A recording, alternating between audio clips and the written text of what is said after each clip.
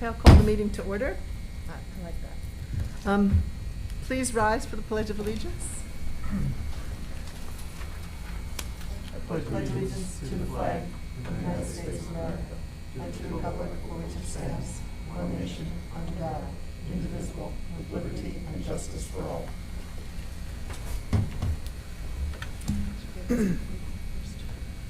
After the mission. Oh, we can do that. Never mind. Talking to myself here. Okay.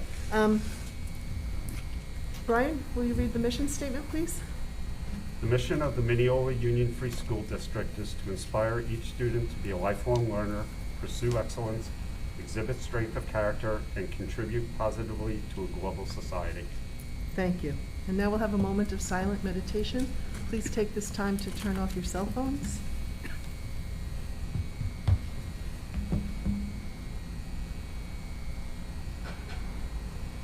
Okay, we'll start with the dais introductions.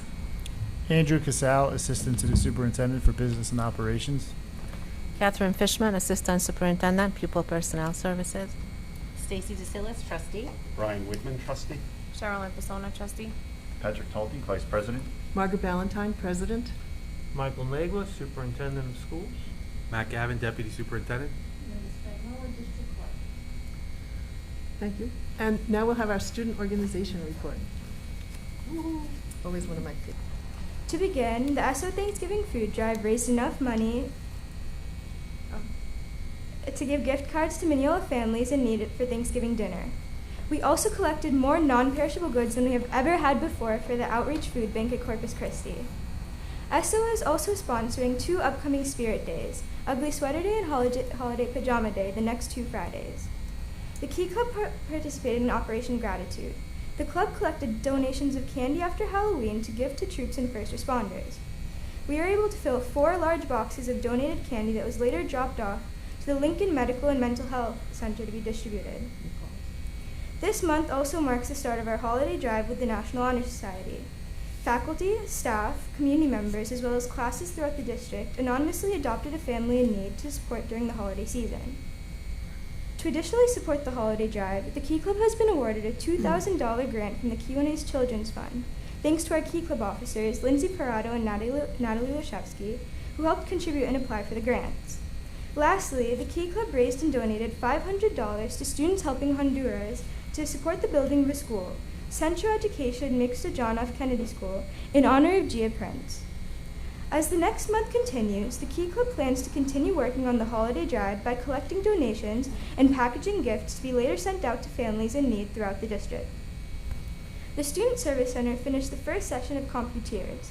Seniors and students are eagerly waiting the winter session. In addition to their monthly virtual meeting, the Inn Youth Board embraced an opportunity to fight hunger on Long Island by assisting with the Inn's Thanksgiving food drive. They packed fixing bags of needed provisions for a traditional Thanksgiving meal.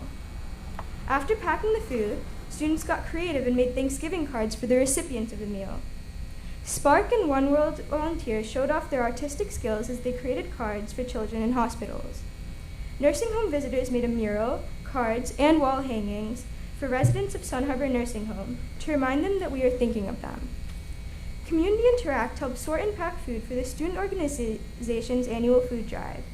This program pairs current Student Service Center members with students from Mr. Mitchell's and Miss Palladino's classes in order to work on service projects. Twice each week, Mineola Middle School helpers have been assisting at an after-school study hall at Mineola Middle School. We are so excited to see this program return in a new format and look forward to seeing how high school students will serve as mentors for the district's younger learners. Congratulations to Julia Manovitz and Catherine Din, who were accepted into the Institute of Creative Problem Solving at SUNY Old Westbury. The 85 students who were selected represent the top 1/10 of 1% in math of all students on Long Island in their grade.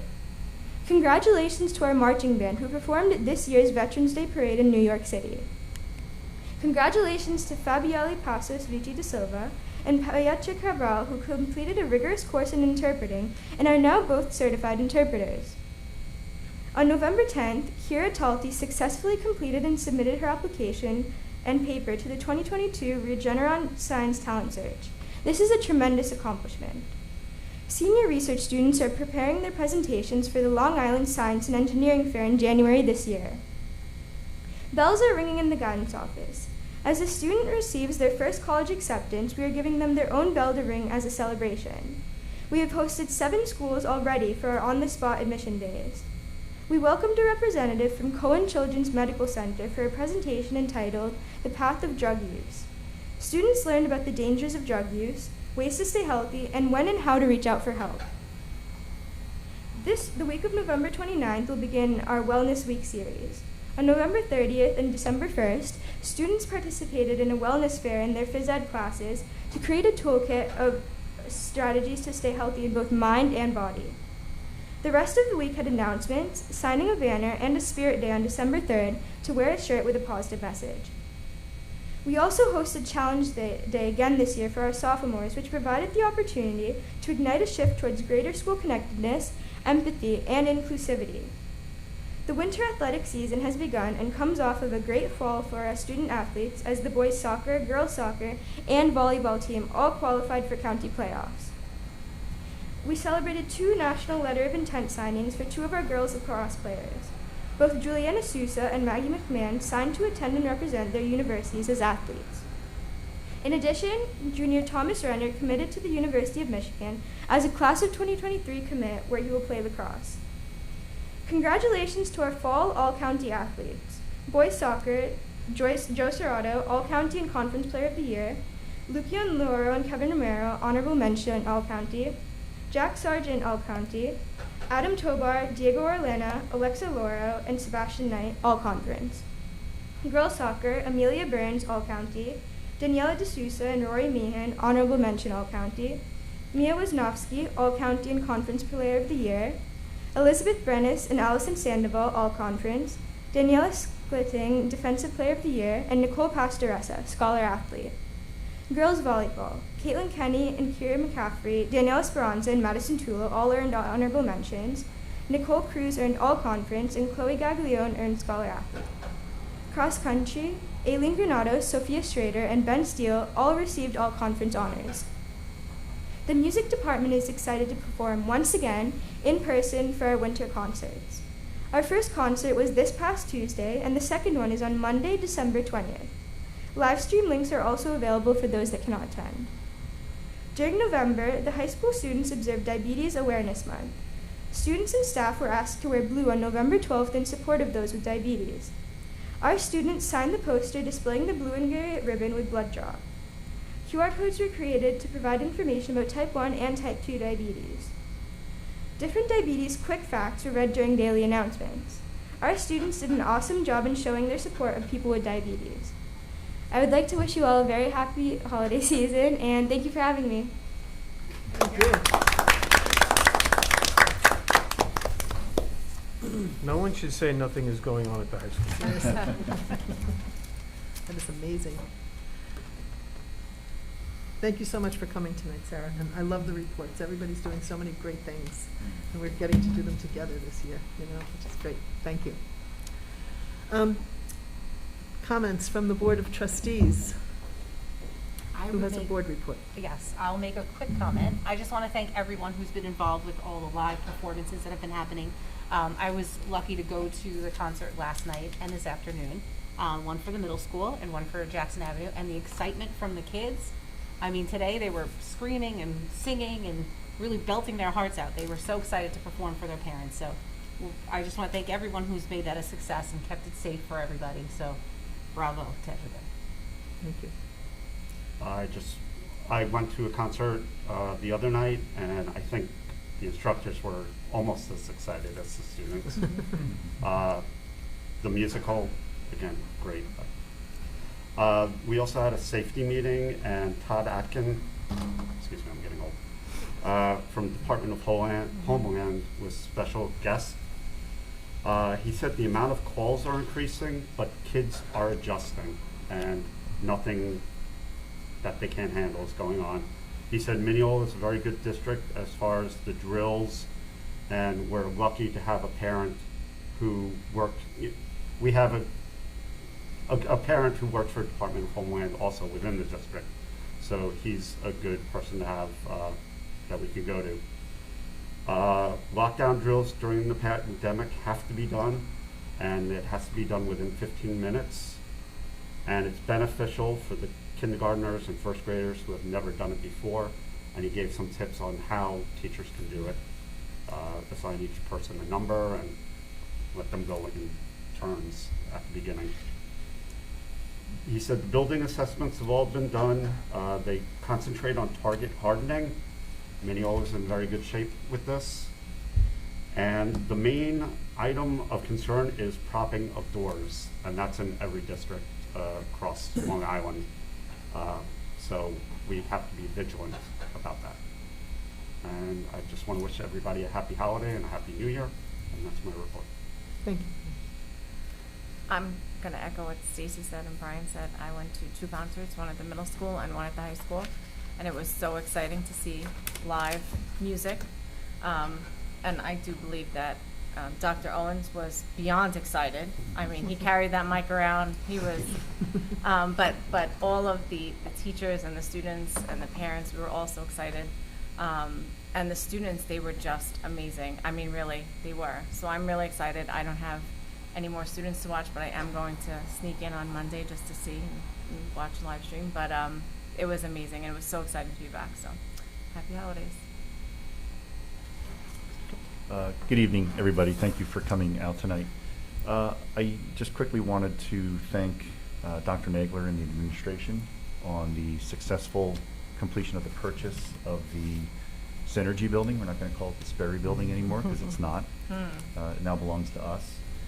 And it's something that actually has been going on for quite a while. And I'm beyond excited to see what that building becomes and what that means for our district in the very near future. So thank you very much for getting that done in the middle of a global pandemic. It's just another example how this district has refused to submit and use the pandemic as a reason not to do things. We saw a fantastic opportunity, and I'm really, really glad that we were able to act on it. So thank you very much. Yeah, totally my pleasure. Yeah, it's gonna be great. And a happy holidays to everybody. Listening to the student report, just looking back at the last few weeks, it's extraordinary what is being done and that's just one building in our district. And it truly makes me proud that it's as though it's any other year. And I will be attending my first concert at the high school next week, but I have followed along on Twitter, and I think the exposure that our programs have gotten on Twitter, it's the best thing on Twitter. So many thanks to Mr. Owens and the staff for the wonderful job that they've done to bring those concerts, not only through Twitter, a little bit on Twitter, but also the live streams. It's been nice. Thank you. Thank you. I'm going to piggyback on what everybody said. I have not yet gotten to a concert. I will be getting there Monday night, but the live streams have been wonderful. I've been grading papers and listening to the wonderful voices of our children, and I think my students got better grades because that put me in a better mood. I want to say welcome home to the alums, especially the freshmen coming back after their first semester at college.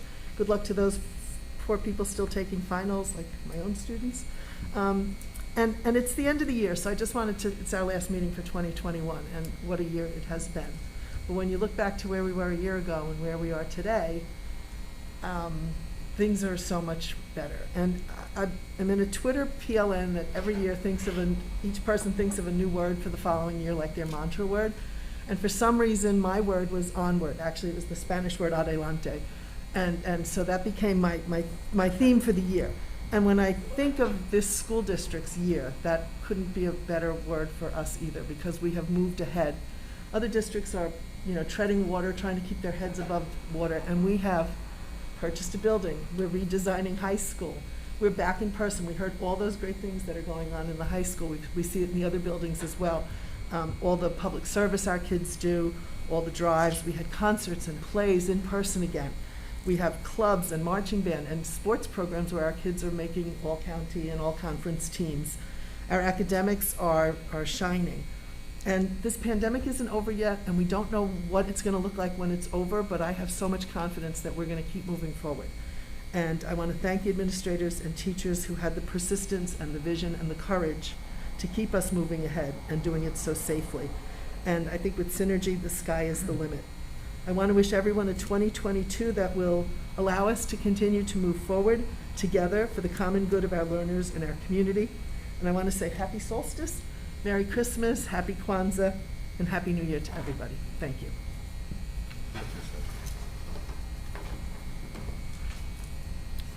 Okay, so I have several things this evening just to speak about. I'm going to start. I went to a hearing on Tuesday at the Village Hall in regards to a pilot being proposed for 2nd Street, some dilapidated warehouse on 2nd Street, all the way at the end of 2nd. And my purpose in going was just to submit the spreadsheet that's in front of you right now. They're voting on the pilot. They probably did their meeting was at 6:45 this evening, so they've already voted on the 8th pilot that involves Mineola schools.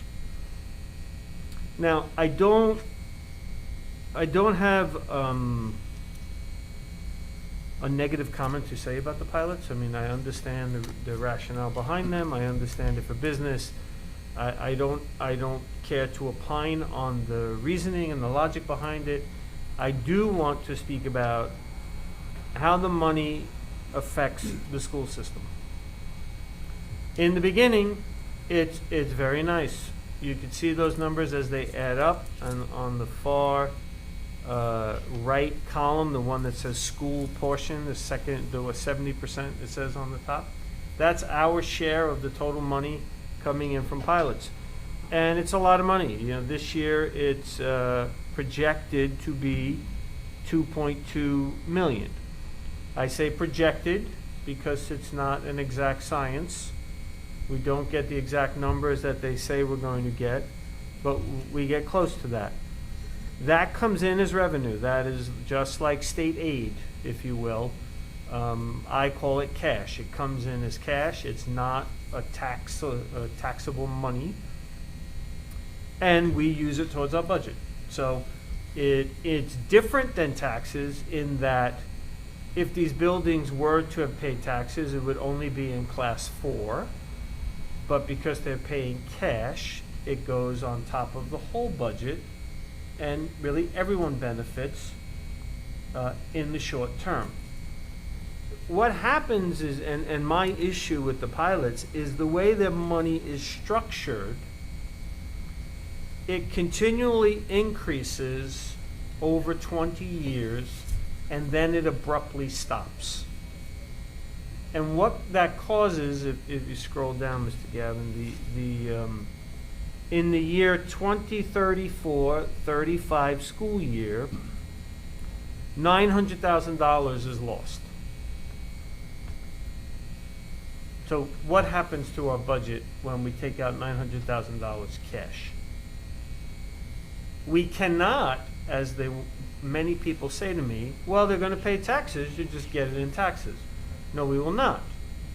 We will collect, the county will collect taxes from class 4, and they will be contributing to class 4, but we lose $900,000 off the top of our budget. The only way to make that back is to raise taxes. And this is the dynamic that occurs. Now, if it happened once, you probably could survive it.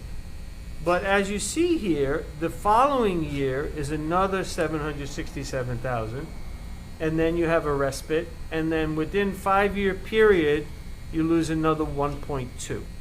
So in the 5 years between 2034 and 2039, you're upwards of $3 million that comes out of our budget. And we really don't have a mechanism to deal with this. I presented this chart. I made a little speech on the community's behalf and on the board's behalf on Tuesday. And my ask was, instead of escalating it every year, to take the same dollar amount and peak it at 10 years and then slowly escalate the payments. So in essence, it weans us off of the cash till we get down and we don't fall off a cliff. I don't think it's an unreasonable request, and all of my colleagues that deal with pilots would concur that we would still get the money. The inconvenience would be on the business, but they have a mechanism like escrow where they could save this money. We don't have that. They don't have the same rules that we have. They're still paying the same amount of money. They're just doing it differently. I hate to be cynical, but I believe it fell on deaf ears. But I will continue to speak about this. I do not plan on being here in 2034. God willing, I'm still alive, but I don't think I'll be in this seat. So, but I'm not ignoring the problem. This is going to be a problem that will not be easy to recover from. And I really don't want people to say, why didn't you tell us? So, again, and now that number is going to add. So that blank column, I'm sure they approved it this evening.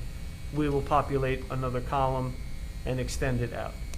There was also discussion a few weeks ago in the paper, and I was not notified about this, about what we call the Village Green. I don't know the new name of it. I do know, but I forgot. I forgot too. The old Village Green at 199 2nd Street, they're speaking about extending that pilot for an additional 10 years. Which again, I'm not speaking about pro or con pilots. It's just the way the money comes in eventually is detrimental to the school system.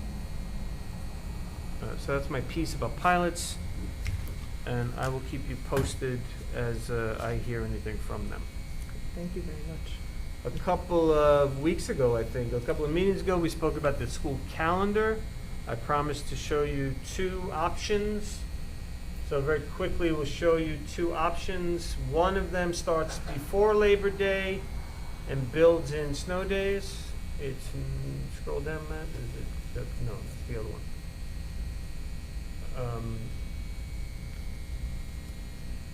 Is May, just scroll down to May, please. Yeah. So this one has 2 days designated in May.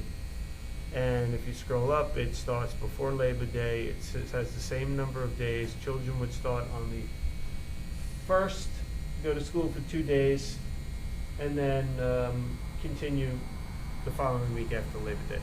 The second choice, start school after Labor Day. We take away those May days. We don't need those snow days. We take them out.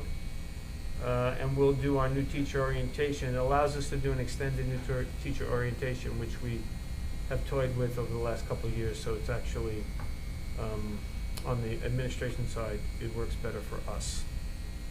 Again, we don't have to decide this evening. I'm happy to answer any questions.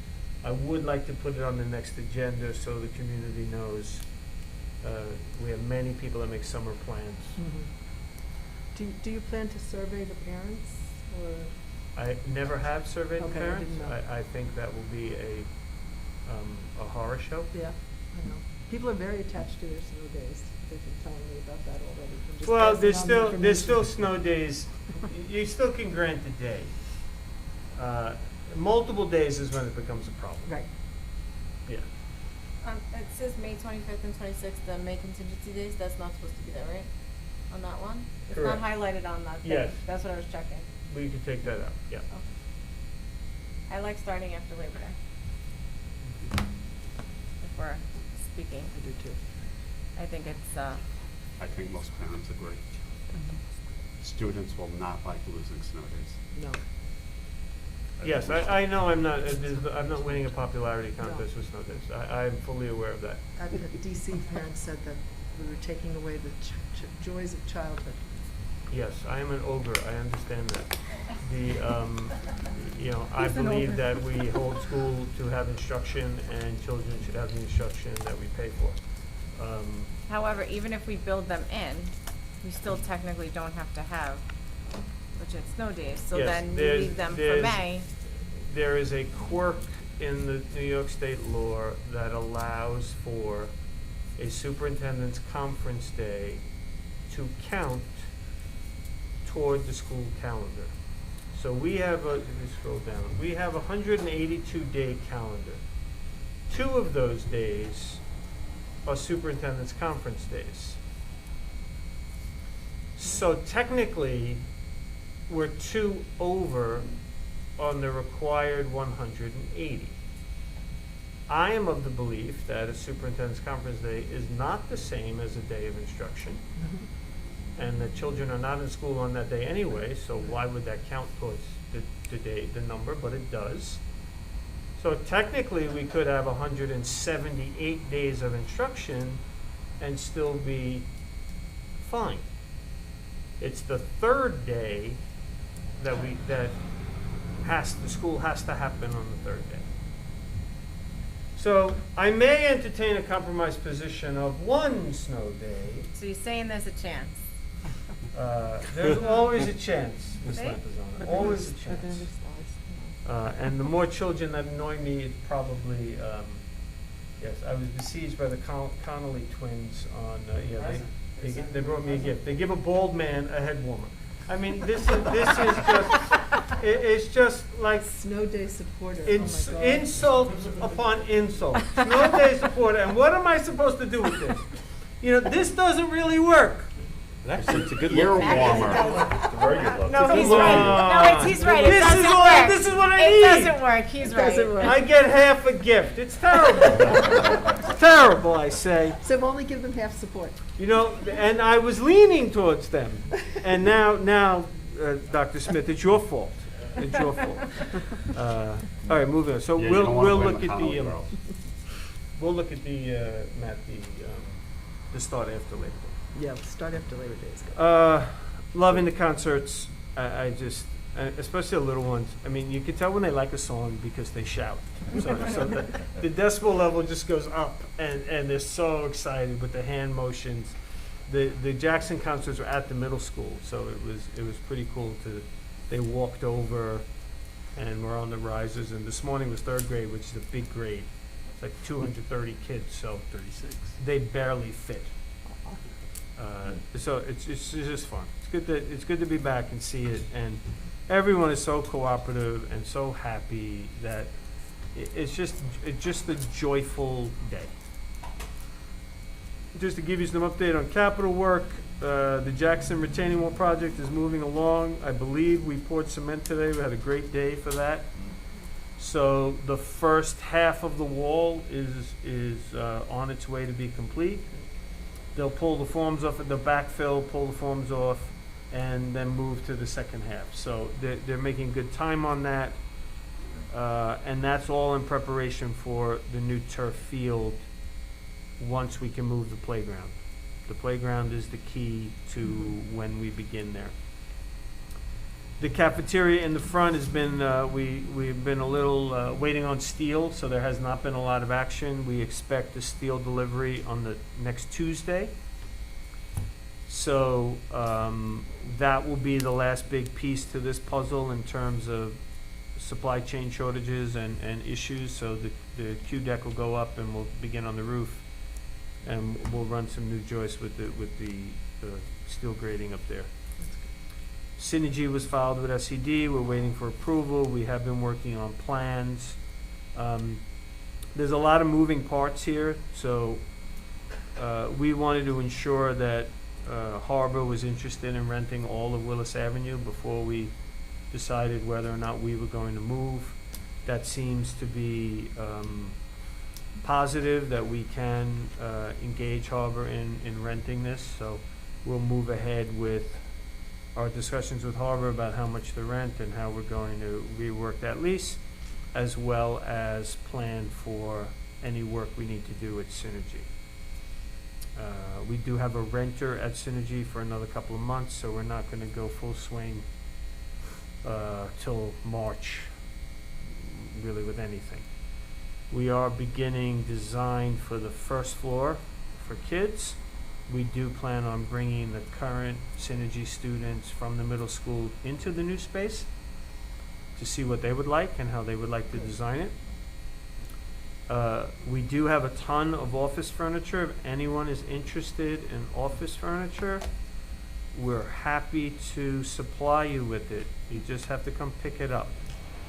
We do not deliver, but if you're interested, please call my office or Mr. Casal's office.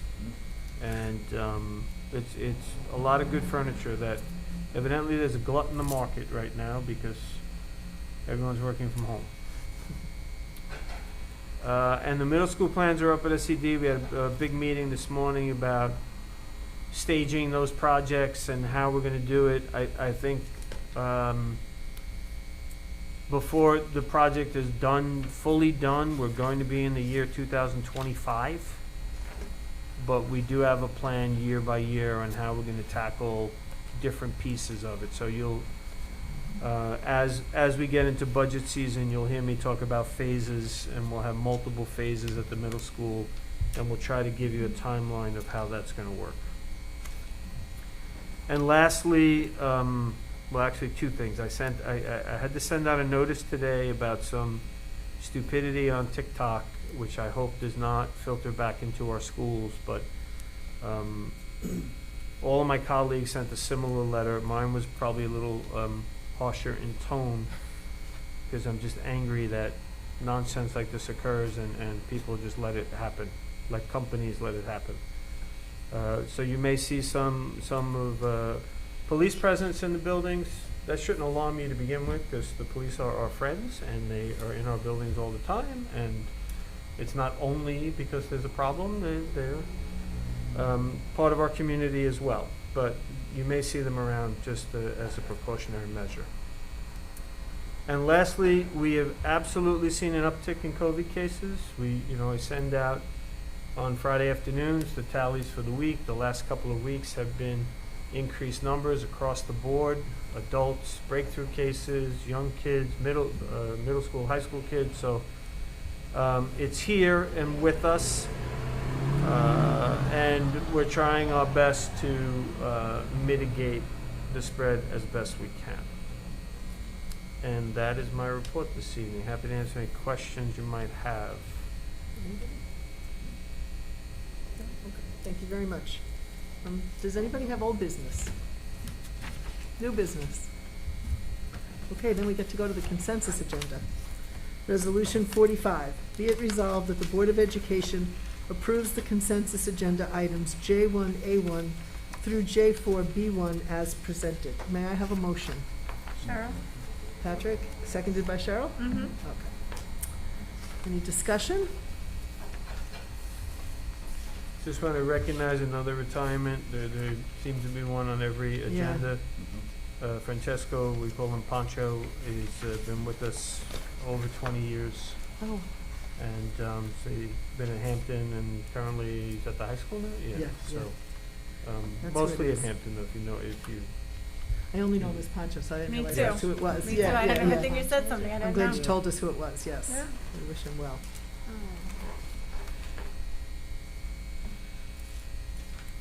Okay. Any other questions? No? Hearing none. Linda, will you poll the board?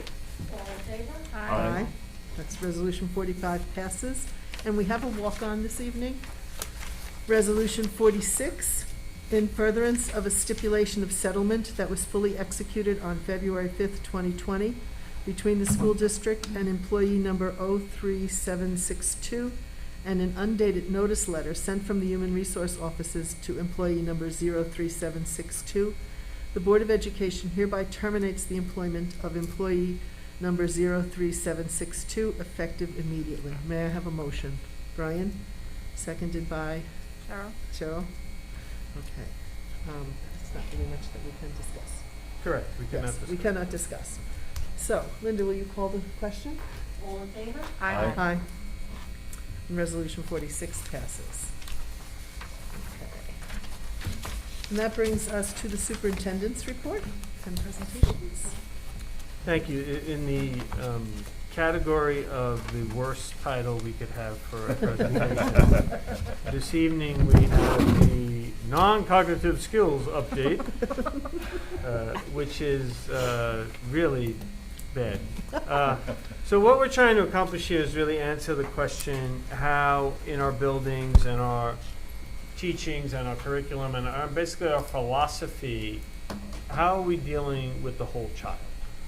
And specifically non-academic topics, which again is not a great term. We're going to get there. I think transfer skills is my favorite so far, Jen, but I have not seen this, so they're keeping it a secret from me. So I'm very curious, Mr. Gavin, what you're going to have this evening. I'm impressed that you were Well, able to keep it a obviously, secret. the title didn't wow you. No, I mean, you know. We're still working on it.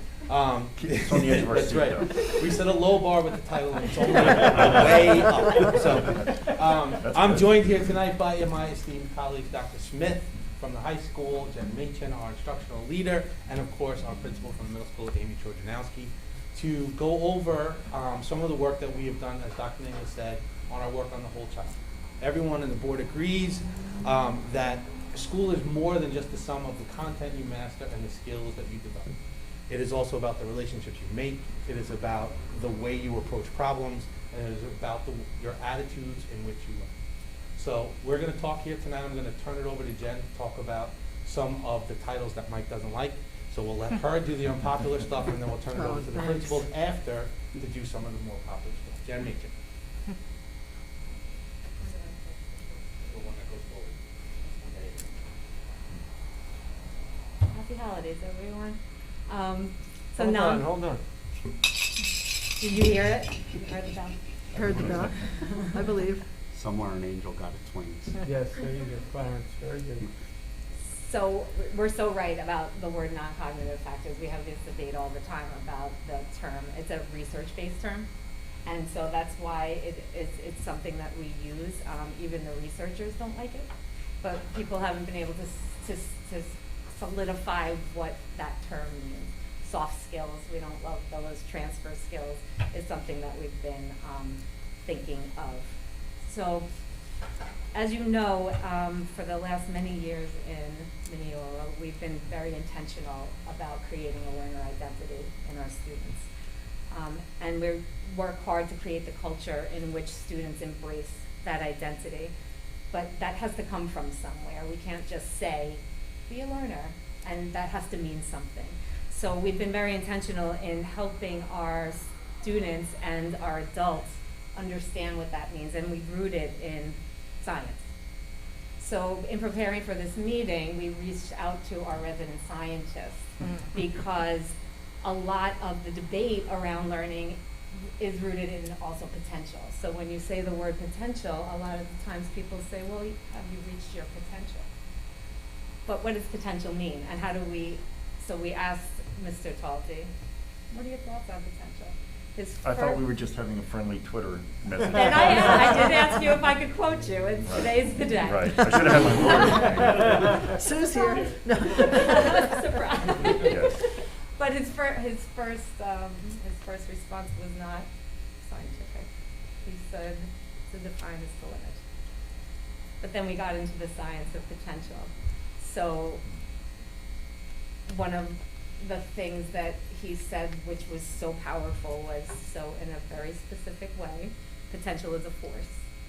It needs a suitable path along which it can act in order to do useful work. So That's from thermodynamics. which, okay. Very fundamental But that's very science, scientific, yes. right? Yeah. So thank you, Mr. Talty. These explanations have further affirmed our belief that just like the universe is constantly expanding, that so can we. We as Mineola educators can promise that we will work to provide the path in which each learner's unlimited potential can do its work. So cognitive versus non-cognitive factors, when we talk about non-cognitive factors, what is that? So when we traditionally think about learning and SMART, we traditionally think of what's called cognitive factors, which are the things that can be measured.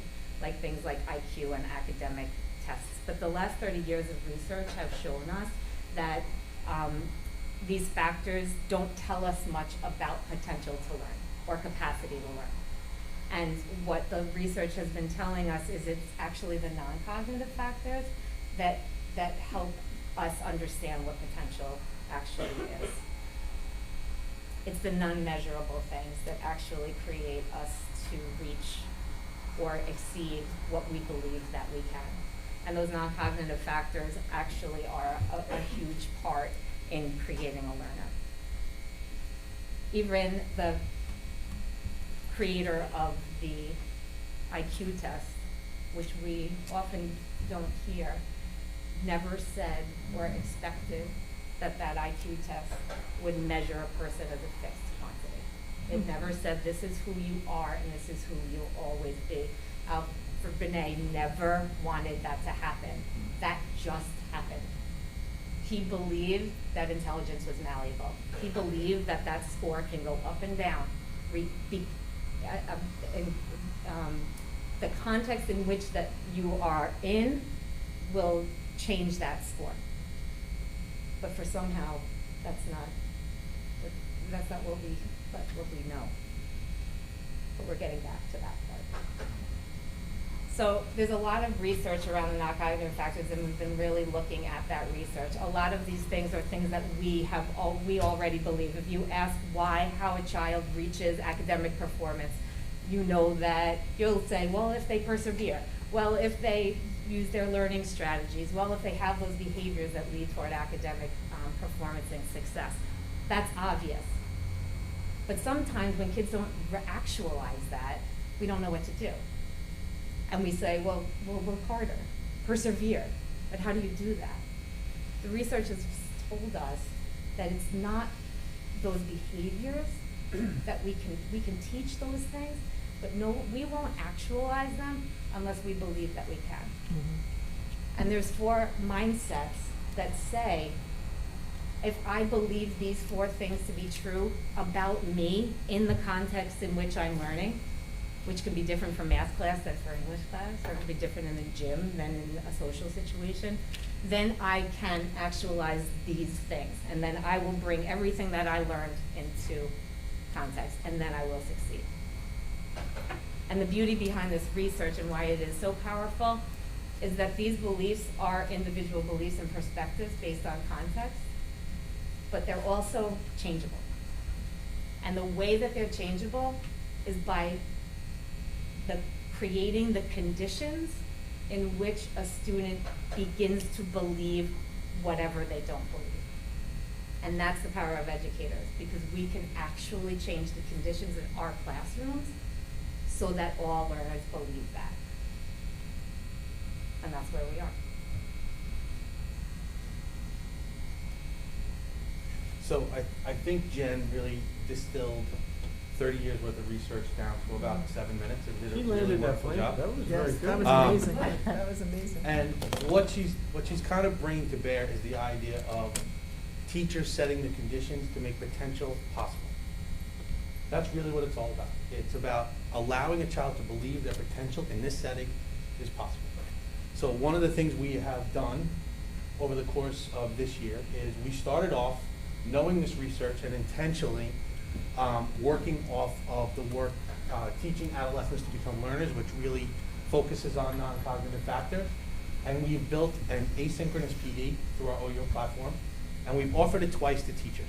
This was done intentionally. This was done so that teachers would get a chance to immerse themselves in this content at their own pace, at their own time, and really engage with it and understand the connection between the environments they create and the students' belief in their own potential.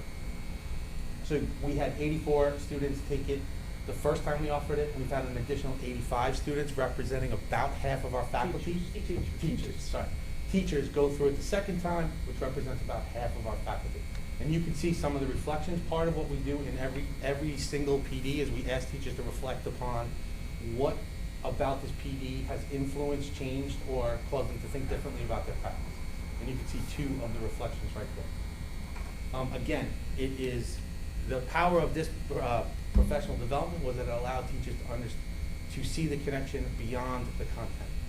And for some, 30 years it's been about the content, or it's been about the skill. And we think that the PD that we've designed and Jen and the IL put together has really been impactful. But it was done intentionally because we knew that we've been engaging in partnerships with several renowned institutions. So the PERTS institution is the Program for Educational Research to Scale. And it's created out of Stanford University, and it's based on the work of Carol Dweck, which our district has been involved with for 4 years now, 5 years now, Jen? I think it's 4 years now. Or maybe even longer, it might be 5. Maybe like 16. Yeah. So, the whole district, So, that PERTS program, the PERTS program in the work of Carol Dweck has developed several tools that some of our teachers connected with the PERTS program through Jen, and they had the opportunity to pilot several tools about specifically the idea of asking students about the non-cognitive factors and the environments in which they learn. That work ultimately was featured in a case study that was presented that found its way to the University of Chicago. The University of Chicago's Consortium on School Research is another very well-known academic research foundation that focuses on, just as we do, bridging the gap between practice and research and allowing best practice and research, findings from research to positively impact practice. That work of teaching adolescents to become learners, that was one of the key pieces from the University of Chicago Consortium. They, again, reached out to us after seeing the case study and said, would you be interested in trying this tool that we've created that we think you would absolutely learn from, and we would love the idea to learn from you. Mm-hmm. So the tool is a program called Cultivate. And it talks about the idea that academic performance under certain classroom conditions, okay, they try to measure students' perceptions on those classroom conditions and ultimately tie it to, give you information to certain mindsets and strategies that we can use and that research can offer to teachers about how to change the conditions in their room. So there are many different questions in this student survey that we gave to both the middle school students and the high school students earlier this fall, knowing that we would not be able to get the data back right away. We wouldn't be able to get it back until about a week and a half ago. We wanted to, they're very similar to some of the things you see in a climate survey. So our students are used to answering questions like this. Not necessarily organized like this, but they're used to answer questions like this. So we felt very positive giving this survey, and we got the data back, and I want to show you some of what it looks like. Again, what we've done so far with the data to this point is have preliminary discussions. The principals are going to talk about their ideas about sharing it with teachers and ultimately bringing the idea of research and practice and bridging that gap. So here is one way that the data is shown. So you can see the learning condition on the side. The one that's highlighted right now in this specific question is called teacher caring. So it asks, this is not just one question, this is several items that are bridged together to give you the stat that you see on the upper right. And basically it says, how do teachers perceive the level of teacher care? You can see our teachers understand that their teachers care about that. Our students understand that their teachers care for them. You're really mixing those words up. I know, I don't know what's going on today. Maybe it's the mask. Or the truck. So they don't come right out and say, does your teacher care about you? It's a series It's of several questions questions, that right. are Yep. tagged to. Yep. The one beneath it, a different learning condition, is student voice. Now you can see here, it is more mixed. So there are a wider variety of opinions here. But that necessarily doesn't have to be a bad thing. For example, if you're in an AP class, how much voice you have in what you learn in an AP class may be somewhat limited, because there is ultimately an exit outcome that everyone must prepare for in order to be successful. So, but you can see that there is a wider spread in this particular term of student voice. So in this case, this is one teacher over multiple classes. This right here is the high school, amalgamated in student voice. So there's 100 respondents, give or take. That's percent. Percent, yeah, Yeah. percent. Percent of respondents, I'm sorry. So the next thing that we want to share is I'm going to turn it over to Dr. Smith. He's going to talk a little bit about the high school, what their plans are in terms of rolling out the data with teachers, discussing it with them, and ultimately how this could impact practice. Dr. Smith.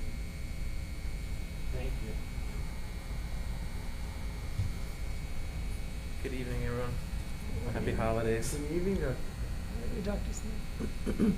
So, many of you don't know that I started my career 19 years ago with Jen and working with her very closely on some really great projects. And, you know, it's nice to, 19 years later, get to work with her again. I've been telling her, when are you going to come to the high school with some of this stuff and help me to do some of this work, and I'm glad that that time is now. So as we looked at the data from Cultivate, and again, this was only a week ago that we met with University of Chicago. We had a nice Zoom meeting with them. I guess it was WebEx. Maybe it was a WebEx, Zoom, I don't know, Zoom, WebEx, Google Meet, there's so many. And we started to talk about the data, and I'll go to some of those same graphs or charts that Matt put up on the last slide, but I wanted to talk to you a little bit about our plan and what we're going to, or how we're going to look at this data systematically across the high school. First, it goes left to right. I know for Dr. Nagler, he normally likes things organized vertically, so again, this goes left to right in terms of the continuum of how we're going to go through things. It's really quick on me. So we started always. We started with our meeting with Cultivate and our district administrative team, and then we started to analyze this data. Jen joined at our weekly high school admin team meeting, so we've gotten to that first step there. In order to disseminate it to the rest of the building, and we're going to use our building culture committee, that's the BCC acronym, and our building PLCs across content areas. So we'll be able to get to everybody and have everybody take a deeper dive into the data. So we're going to look at those high leverage areas. They call them learning conditions. There's 9 of them: affirming identities, classroom community, feedback for growth, learning goals, meaningful work, student voice, supportive teaching, teacher caring in a well-organized classroom. And once we do that, we're going to change that potential energy to kinetic energy.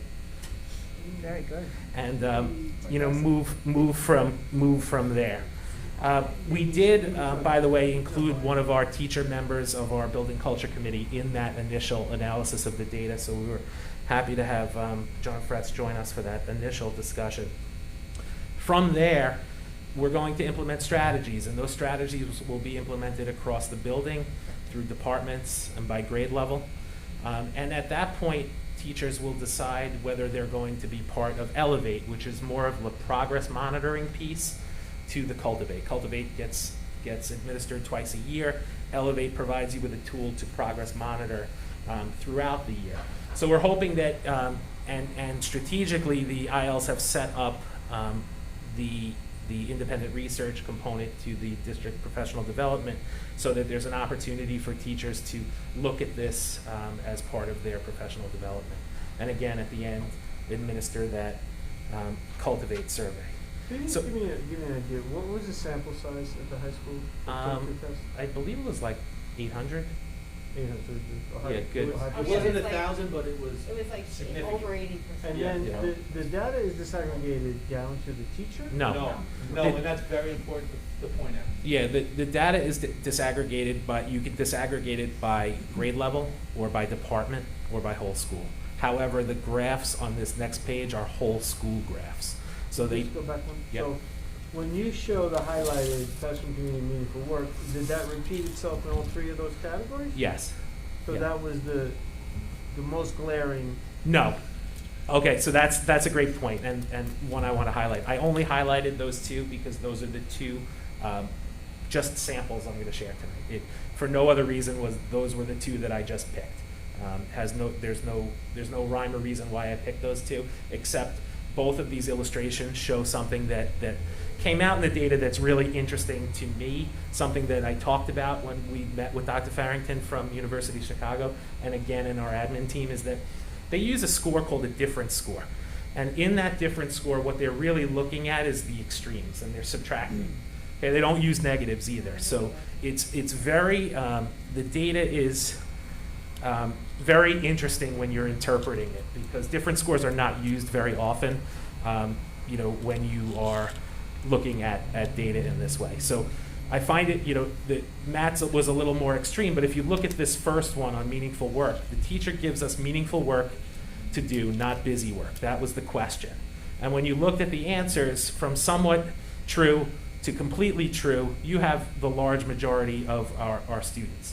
So I think what happens generally when people look at data is they look at those extremes and they want to have a causality to some of those things and say, okay, this is good, check it off the list. This is not good, let's look at it. But what's more interesting to us is that data on the right-hand side where they're evenly distributed. So when you look at that evenly distributed data, at least in our initial conversation, in this class we get to learn by working on real-world problems and issues. So again, when you look at that, it's interesting to see how distributed that data is across the continuum. Down below, you'll see practices. So I just kind of took a screenshot of the practices that they offer. So and again, you'll see the same thing on the next slide with classroom community. So again, very interesting, and while much of the data is affirming to our school-wide practices and programs, the high-leverage, simple practices in the form of that research and recommendations that they give you provide a very exciting opportunity for our students to, our teachers, I'm sorry, we keep calling our teachers our students because I guess we're all students. The ability for the teachers to engage with this data through the Building Culture Committee, through their PLCs and the PD cycles is definitely equally important. And again, I'm interested to see, because one of the real exciting things about this is that the report is, it's not an Excel document. It's an active website you can scroll through, and it has clickable links throughout. So you can look at that and you can say, okay, well, most of my classmates encourage each other in this class. I want to click that area, look at what the research says about that, and look at the practices that University of Chicago is offering. And some of these things are really simple. I mean, if you look at some of those practices, allow students to take the lead in designing classroom norms. So it's not that the kids are taking over, but they're just that simple piece of having them co-create norms will help improve or change the entire perception of what the class is like. And I want to be sure, so you did not change the sort here. This is all school, all school. Correct. You can't. You can't change the sort. You can look, you can drill down, but you cannot. These overall graphs are only reported as a whole school. Yeah. And again, the even more exciting part of this is how we as a district can further add to the current body of research being done. That's always a really exciting opportunity to have when engaging in this work. So it's you get stuck in the vortex looking at all of this stuff when you're drilling down, and it's really exciting to actually be able to get this into teachers' hands and see what they glean from it and how they can add to the toolbox of their practices. Something we thought was very simple that we did last year in terms of check-ins with our students. A very simple practice that we incorporated across the board. It was amazing how many on survey responses and in focus groups that I had with kids, how many times the kids talked about those things and how important they were to their whole well-being. And we know that once you deal with the kids' well-being emotionally and socially, they perform better in school. So I'm excited about like those, it's like the Big Bang Theory versus slow and steady, and I think these little nuanced things that are based in research will really help elevate literally everything that we're doing. Now it's Amy's turn. Bring in the other scientists now. Good evening, everyone. As Dr. Smith outlined, we will be engaging in a similar process at the middle school by collaborating with teacher teams such as our guidance think tank, our Mineola Middle School Pride Committee, as well as our teacher leader facilitated grade level PLCs. we'll be prioritizing our high leverage learning conditions such as student voice and feedback for growth to really make deliberate connections to existing building systems and routines and measure the impact that that can have on the mindsets of the Mineola Middle School learners. So Dr. Smith did outline what some of this data looks like, and it is important and worth noting that the survey results include these research-based recommendations from the University of Chicago, and these recommendations have really already served to affirm the choices that we made so far this school year in some of our resilience routines and the themes for our pride committees, for example, and have helped us to determine some potential next steps. So when examining the statements under the identified learning mindset focus area of student agency, we find that the majority of learners agree with the statement that when I make plans in this class, I am confident that I can make them work. So this could mean that learners are confident in their ability to set goals and persevere through the learning process, viewing challenges as opportunities. However, we see a more even distribution when students answered the statement, I feel I have the power to influence how things are done in this class. So for example, this could lead us to a conclusion or a focused area of how we can improve our practice, exploring that learners are interested in increased opportunities for voice and choice in the classroom. So this idea of the learning mindset leads to a prioritization of learning conditions as outlined in the report, and one of which that we're looking at the middle school this evening is student voice. Here, learner responses indicate that the majority of students agree with the statement, I have the opportunity to make choices in this class. This could be attributed to the work that we've done already around application of knowledge assessments, the idea that students get to choose high leverage books in their book club, as well as high interest topics in their National History Day projects. We have our dual language dialogue journals, as well as students getting to prioritize the work that they would like to represent their progress in their portfolio development. However, it appears that learners seek an opportunity for more input into what they would like to learn about, as there is a more even distribution with the statement, this teacher asks for our input about what we want to learn. So here we may want to look at opportunities to leverage adaptive technologies, elicit feedback from our learners, both in the classroom level as well as building level surveys. And it may even be an opportunity for us to explore how we build upon the existing structure of the Genius Hour at Jackson Avenue School and what that looks like at the middle school. And it is worth noting that below are additional practices, as Dr. Smith mentioned, that could potentially lead to an increase in the mindset of the students in this particular learning condition. So it is also important to recognize how we can leverage relative areas of strength that the survey outlines.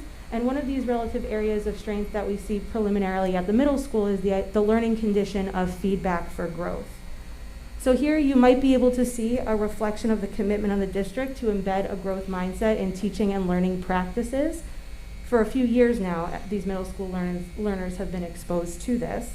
And this is indicated by some of the statements here, as the majority of learners do believe that it is okay to make mistakes and learn from them. There is a focus and prioritization of effort.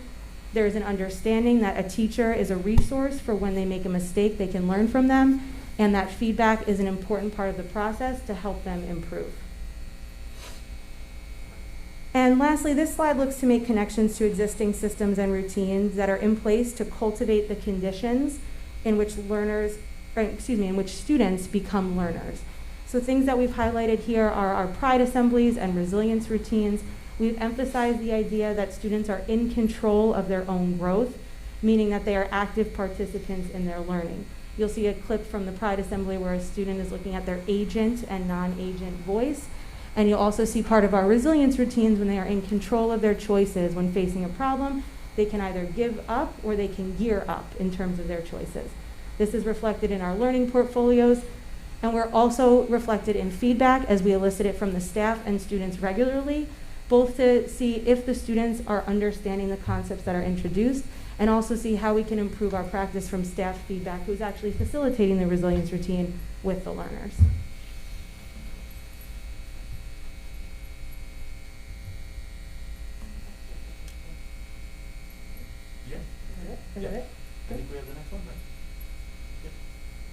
So I think what Amy just showed you were two pictures of how we're trying to reinforce the idea of creating positive classroom conditions for students to understand what their potential is and how their potential can become possible. And it was validating for me to see a lot of the things that we've worked on in terms of a culture that teaches students that it's okay to make mistakes and learn from them. I think that was a big piece for us to see when we were going through the data. And it was, not surprising to us, but it was certainly something that we were like to the positive upside. The next steps for all of us as a district is to understand that this data is not used to be an evaluative piece for a teacher. So we're not going to go in and say, your kids think less of this. You're less of your ability to tolerate mistakes than the person, somebody else. That's not the purpose of this data. Correct. The purpose of this data is for us to have conversations among ourselves, and sometimes if you're a teacher yourself, with yourself, about your practice, in the hopes that we can improve our daily practice for students. And that's the culture that we've created, and that's the culture in which we're going to use this data. To have that conversation, Dr. Smith and Ms. Drojanowski have been very purposeful in picking structures in the building to help have the conversation. And it's not meant to be, again, I'll say it again, it's not meant to be evaluative, it's not meant to be, a got you in any way. And I think what you see from our students is that just in the same way that administration is using this data in a way that we are learning, the students see that when they are presented with new content or the ability to try new skills, mistakes are okay. Let's go figure it out and let's all get better every day. So we were really positive with the relationship. The University of Chicago was extraordinarily excited for the partnership. We already gave them like 4 or 5 different pieces of feedback, including the fact that we didn't love the idea of a different score. And that can turn into something better in future evolutions of the project. So that's what we always want. We don't buy products, we engage in partnerships. And that's been something that's consistent with Mike's philosophy for a really long time. And the whole idea of giving back to the global society and contributing back to the dialogue about what makes school great or what can make school better for kids, I think this is an important piece of that. So we'd be happy to take any questions. I have comments, though. About the title? No. Okay, just check. I don't have questions, I have comments. So I have this imagery in my head of, you ever see these, in a football game with kids, and a kid picks up the ball, and he's running, and he's not being tackled, and he's going full, he's got his head down, and he's running the wrong way. There's always a risk of going full bore for something, attack it with gusto, and not pause to say, well, how are we doing? Are we doing the right thing? Are we going in the right direction? Is everybody following us? Do we have new leaders emerging in the game, in this analogy? So in the absence, we're talking about stuff that we don't assess. I don't know that we want to assess it. We want to educate children about it, learners about it. We want to educate parents about it. We certainly want to do it well, but I'm not more empathetic than you. That's not our business. So there has to be some way to get a pulse on, well, are we doing it well? And these 2 examples this evening are a measurement of the most non-threatening way to evaluate, are we doing it well?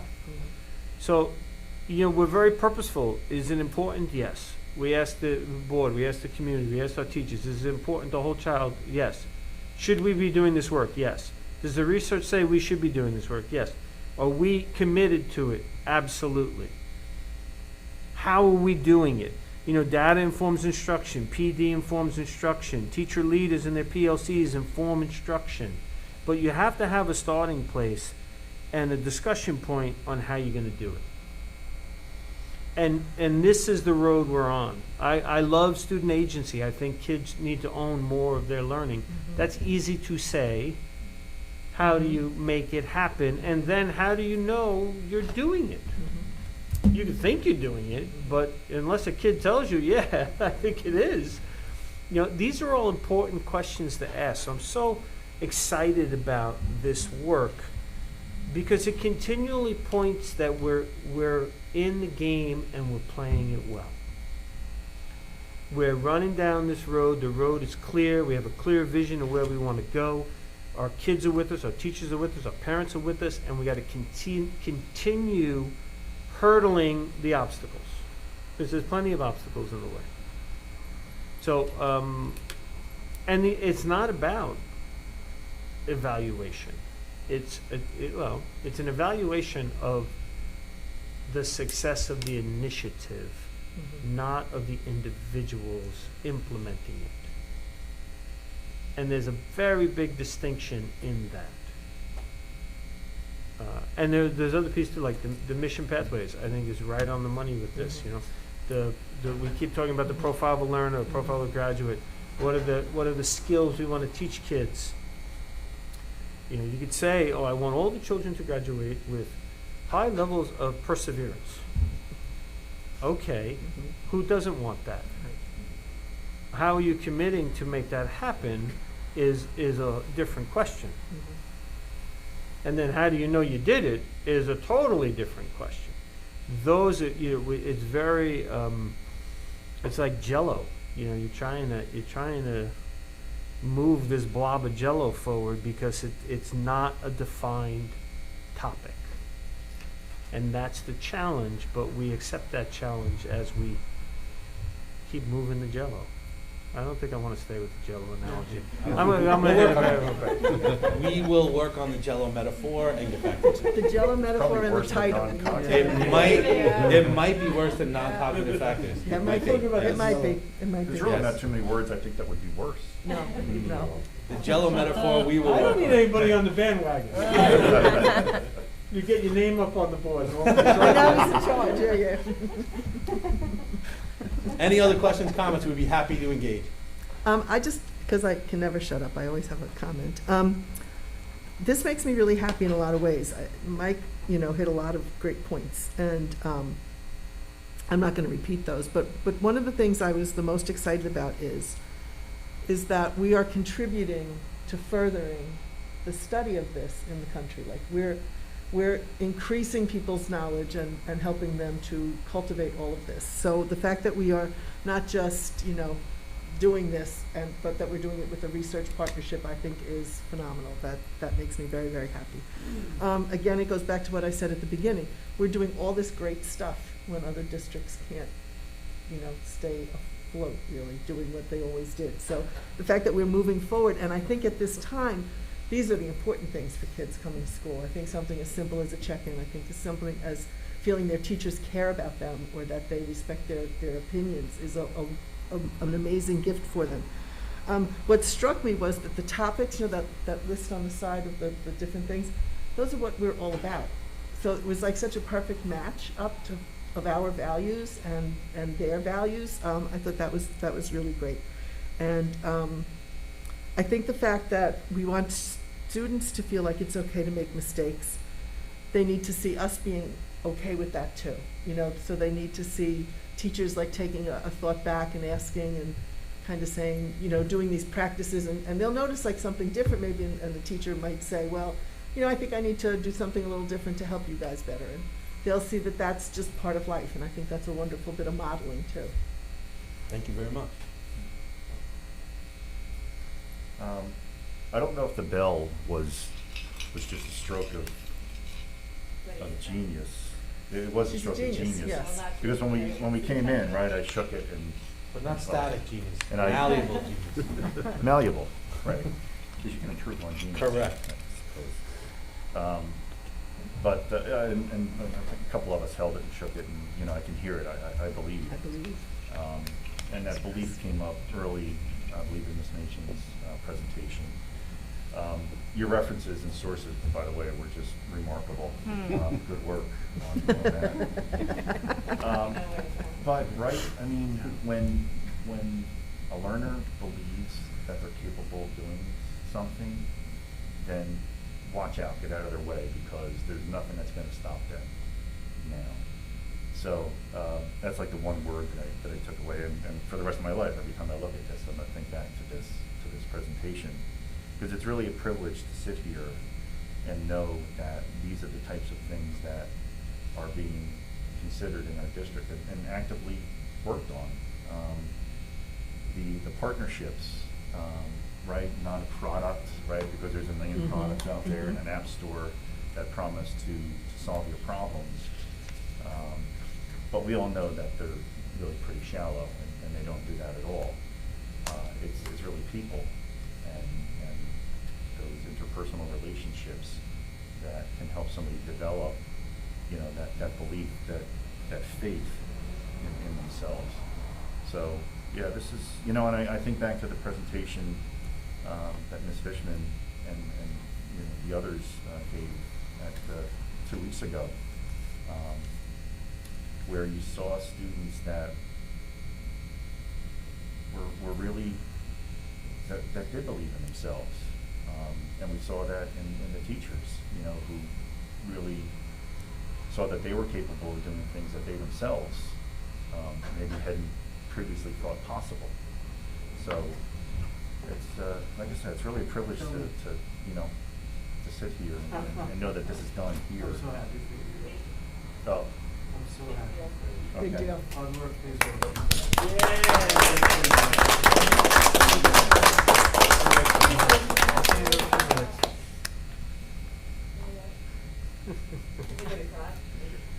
she is.